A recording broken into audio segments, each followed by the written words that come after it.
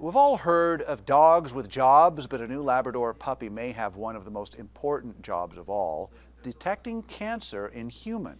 This is a dog named Enlo, In Situ Foundation's latest cancer-sniffing pup.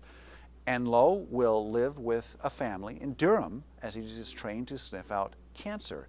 His new humans, Jeff and Tracy Hunt, are cancer survivors, so this project has special meaning to them. Enlo's training will last up to 18 months.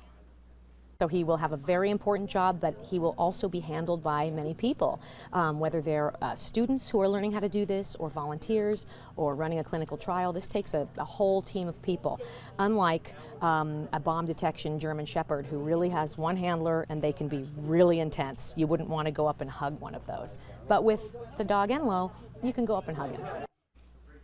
Enlo Medical Center has partnered with the In Situ Foundation since 2015 to support its research in the study of dogs detecting cancer.